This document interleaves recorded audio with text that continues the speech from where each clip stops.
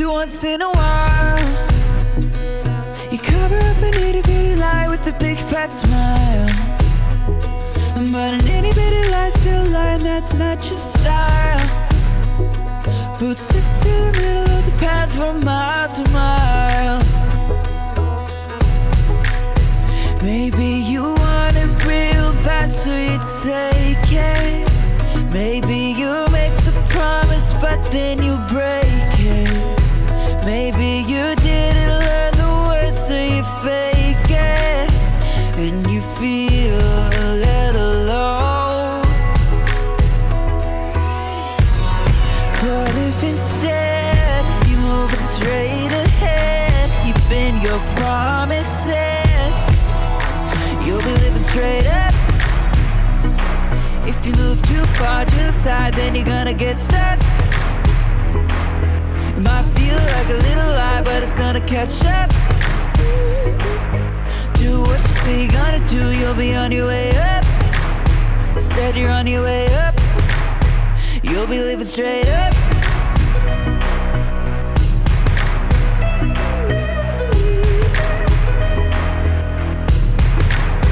Maybe you've got a crew, and you said we're gonna do the good things that good friends do. And everybody's still a good friend who sticks like glue. Cause everybody did what they said and everybody was true. Maybe you wanted it but you didn't take it. Maybe you promised and then you didn't break it. Maybe you learned the words so you didn't fake it. And now everybody knows. But if instead you move straight ahead, keeping your promises, you'll be living straight up. If you move too far to the side, then you're gonna get stuck. It might feel like a little lie, but it's gonna catch up. Do what you say you're gonna do, you'll be on your way up. Instead you're on your way up. You'll be living straight up. If you move too far to the side, then you're gonna get stuck. It might feel like a little lie, but it's gonna catch up. Do what you say you're gonna do, you'll be on your way up. Instead you're on your way up. You can choose to be true, not just to everybody else, but true to you. You can choose to be true, not just to everybody else, but true to you. True to you.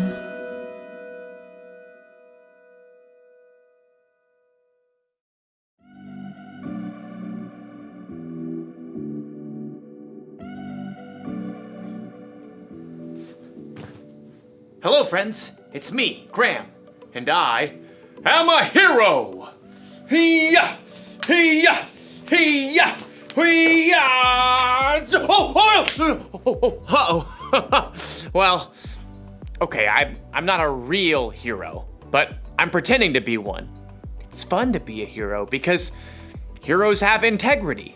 Integrity is choosing to be truthful in whatever you say and do. And heroes, above everything else, are truthful. Of course, it's also fun to pretend to be the villain. Now you will know the power of the bucket. For I, Buckethead, am your second cousin once removed. No, that's impossible! We look nothing alike! Would I lie to you? Yeah, probably. You're right, I probably would.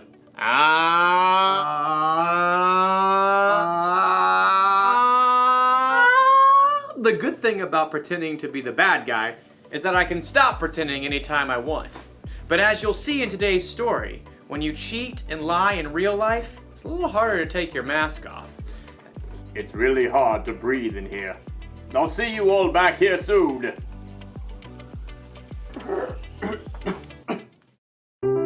The Bible. It's 66 books of history, Stories, letters, and poetry that fit together to form God's one big story. The epic adventure of how He created us and loves us so much that He made a way to rescue us. As we travel through the Bible, from Genesis to Revelation, we discover people who met God and found their lives changed forever. Now, for an amazing story, inspired by the book of 2 Kings, chapter 5. Naaman was the commander of the army of Aram, one of Israel's greatest enemies. Forward march! Though Naaman was a wealthy man, he had one problem that no doctor could solve. He had a terrible skin disease. Make it go away. Then Naaman heard news of a prophet in Israel, Elisha, who might be able to help. But instead of going straight to Elisha, Naaman took rich gifts to the king of Israel, along with a letter from the king of his own land explaining how important he was. The king of Israel frowned as he read the letter from his enemy, the king of Aram. I am sending my servant Naaman to you with this letter. I want you to heal him of his skin disease. What? No! I'm not God. Your king is trying to pick a fight with me. But I just Not listening. La, la, la, la. The king of Israel made such a fuss that Elisha heard the news and sent a messenger. It was probably his trusted servant, Gehazi. I'm a good guy. Trust me. Gehazi took Elisha's message to the king. Elisha says tell the man to come to me. Gehazi raced back home to help Elisha prepare for the important visitor. And sure enough, the king of Israel sent Naaman straight to their doorstep. Gehazi peeked out the window. Look how low the chariot is riding. What's in the back? Embroidered robes and bags of something? Gehazi? Hurry up. You gotta look good for this guy. I'll get you your best robe. Nope. You're not wearing the robe? I'm not going out. Not going out? No, you are. My robe? What's wrong with your robe? It's old. It's not even a decent name brand like Melchizedek or Queen Jezebel. Elisha sent his servant out the door with a message for Naaman. Are you the prophet? No. But let me just say that is one excellent chariot. I see you got the golden hubcap. Where's Elisha? He says, go. Wash yourself in the Jordan River 7 times. Then your skin will be healed. You will be pure and clean again. I thought Elisha would come out himself. I know, right? Look, can't he just say some words and wave his hand and, make me better? That's what I was thinking too. And the Jordan River? I mean, it's full of muck and tadpoles and... forget it. Naaman tore off, angry, but his servants convinced him to follow Elisha's instructions. Naaman dipped 7 times in the murky Jordan River, and when he rose from the water on his 7th time... What? His skin was perfectly clean. He was healed. Unbelievable. Naaman raced back to Elisha's home. This time, the prophet came outside along with Gehazi. Naaman marveled at his unmarked arms and hands. Now I know that there is no God anywhere except in Israel. Please take a gift from me. Gehazi inched closer to the chariot. He could see the richly colored robes hanging over the bags of gold and silver. Is that a genuine Melchizedek robe? Uh-huh, the real deal. Just have your servants unload around back and I'll... Nope. I serve the Lord. You can be sure that he lives. And you can be just as sure that I won't accept a gift from you. What? Please, I'm begging you. He's begging you, Elisha. But Elisha still refused to take a single coin from Naaman and send him away in peace. Elisha went back inside, leaving Gehazi speechless on the doorstep. What? No. Seriously? Gehazi could still see the dust kicked up by the horse's hooves. Elijah should have taken something. If he didn't want it, he could have just given it to me. With that, Gehazi took off running down the road. His arms pumped and his sandals flapped as he crested the hill and came up alongside the chariot. Naaman pulled it to a halt. Is everything all right? It's fine. Master sent me to say that, 2 young prophets have come to visit. Yeah, that's it. Please give them 75 pounds of silver and 2 sets of clothes. Oh, of course. Take twice as much. Naaman's servants carried the heavy bags of silver and clothing back up the road, but as they approached Elisha's house... Hey, thanks. I got it from here. Straining beneath the weight of his heavy load, Gehazi snuck inside and stashed the clothing and silver in his room. Then he hurried back out and strolled through the front door.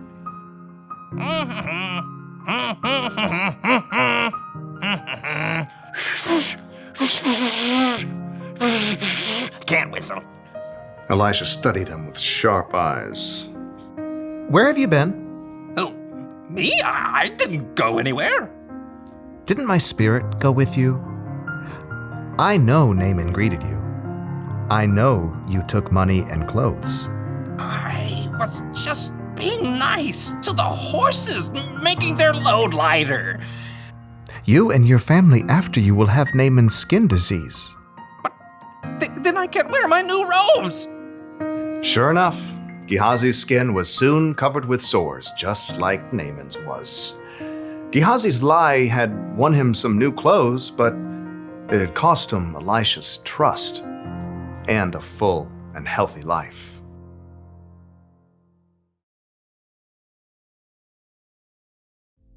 Elisha's servant Gehazi told some lies, didn't he?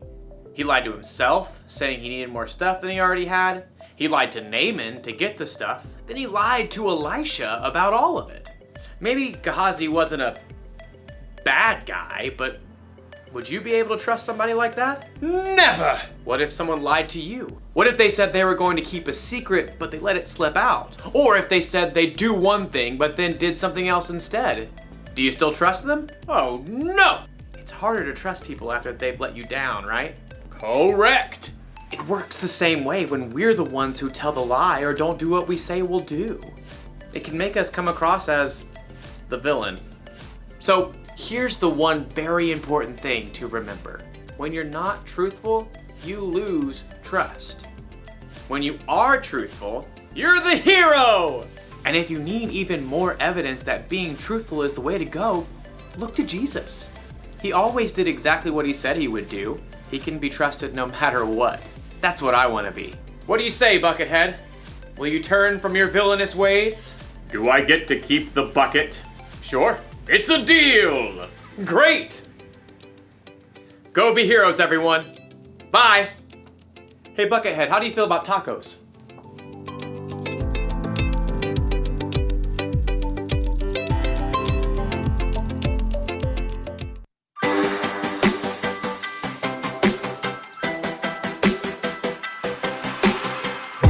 Before the day I took a breath, you had a plan for my every step.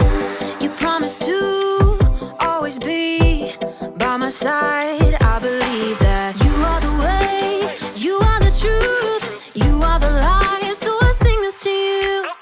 You keep your promises every day. I will believe in everything that you say. Yeah, in the dark I know you're making a way. Jesus, I will trust you. You're always good in everything that you do. And I know everything that you say is true. And every moment you are leading me through. Jesus, I will trust you.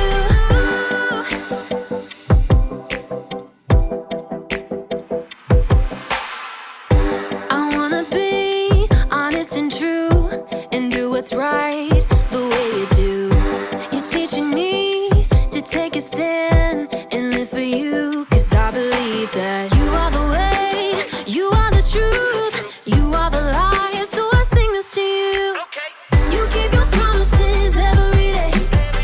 I will believe in everything that you say. Yeah, in the dark I know you're making a way. Jesus, I will trust you. You're always good in everything that you do. And I know everything that you say is true. And every moment you are leading me through. Jesus, I will